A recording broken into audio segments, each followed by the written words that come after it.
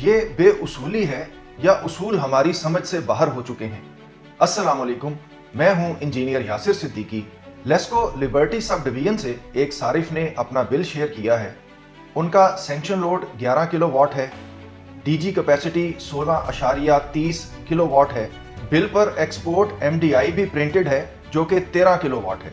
यानी उनकी export MDI उनके सैंक्शन लोड से तो ज़्यादा है लेकिन डीजी कैपेसिटी से कम है, लेकिन इसके बावजूद उनकी एक्सपोर्ट को ज़ीरो शुमार किया गया है।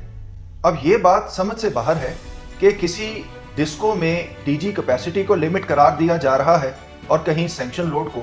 ये अजीब बेउसूली है और ऐसी ही एक बेउसूली के खिलाफ मैंने आज से 11 साल पहले अमली जिद्दोजहद की थी।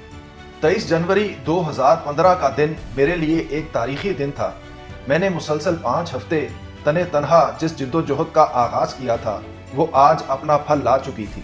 एक प्राइवेट यूनिवर्सिटी जहां किसी स्टूडेंट्स यूनियन का नामो निशान तक न था, वहां एक स्टूडेंट्स एक्शन कमेटी बाकायदा मुंतखब होकर अपना हल्फ उठा रही थी। अल्लाह ताला मुझे अपने अहद पर कारबंद रहने की तौफीक अता फरमाए। आमीन। मैं अच्छी तरह जानता था कि मुलाजमत से बरतरफी का मेरा परवाना तैयार हो चुका है, लेकिन ये हुस्न इत्तफाक था या निज़ाम कुदरत की मेहरबानी कि मैं अपना मिशन मुकम्मल करने में कामयाब रहा।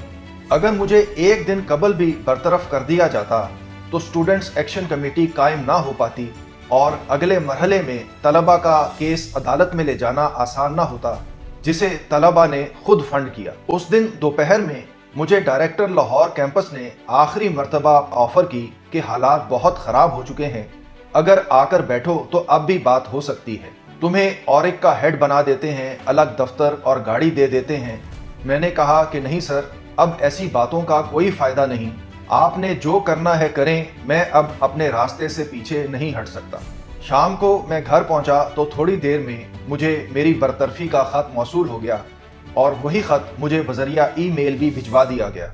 मैंने फ़ोन करके डायरेक्टर साहब को कहा कि मुझे गैर कानूनी तौर पर मुलाजमत से बरतरफ करके आपने खुद मामले को कैंपस की हदूद से बाहर धकेला है, अब मुझसे कोई गिला ना कीजिएगा। मैं मामले को लाहौर हाई कोर्ट में ले गया और पहली ही पेशी पर तलबा को फीसों की अदायगी पर स्टे मिल गया। इंतज़ामिया को शायद ज़रा देर में समझ आई। मुझे रेक्टर साहब ने खुद ईमेल करके अपनी बरतरफी के खिलाफ अपील करने का मशवरा दिया, जिसे मैंने शुक्रिया के साथ मुस्तरद कर दिया। यानी ये बात समझ लीजिए कि मुझे मुलाजमत से निकाला नहीं जा रहा था बल्कि रोका जा रहा था, लेकिन मैंने खुद रुकने से इनकार किया। बाद अज़ां वही रेक्टर साहब जब खुद अपने ओहदे से फारिग हो गए तो बड़े इसरार के साथ मुझे मिलने के लिए लाहौर तशरीफ़ लाए और मुलाकात में मुझसे पूछने लगे कि यासिर, तुम्हें बेरोज़गारी से डर नहीं लगता? मैंने कहा नहीं डॉक्टर साहब, मुझे बेउसूली से डर लगता है और इंसान कब से रिज़्क़ का जिम्मेदार बन बैठा। इसके साथ ही मुझे इजाज़त दीजिए। अल्लाह हाफ़िज़।